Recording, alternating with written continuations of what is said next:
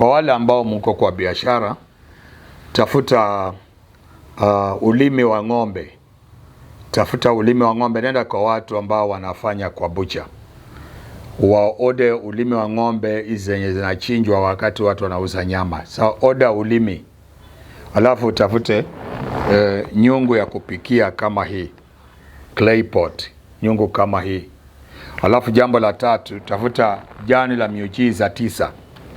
Majani haya miujiza ambao naonyesha, tafuta haya majani 9. Asubuhi na mapema kabla hujasalimia mtu, hujaongea na mtu yoyote, nenda mahali ambapo iko uchukue hiyo majani 9. Ukishachukua 9, ukuje ukatekate vipande vya ile ulimi 9. Tafuta mbegu ya alligator yenye jafunguliwa, fungua kwa njia ya kiroho. Alafu utoe mbegu 9. Mbegu 7.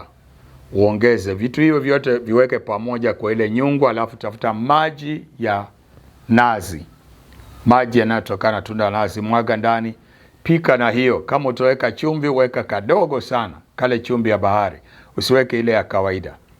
Pika mpaka hiyo ulimi ive.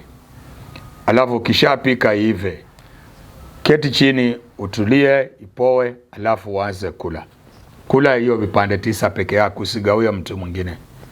Ukimaliza vile vitu vyote vimebaki pale, kusanya, weka kitu kimoja, alafu zika katika compound mali unafanyia biashara.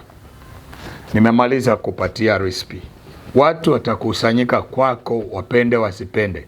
Watapenda maneno ambayo utayasema.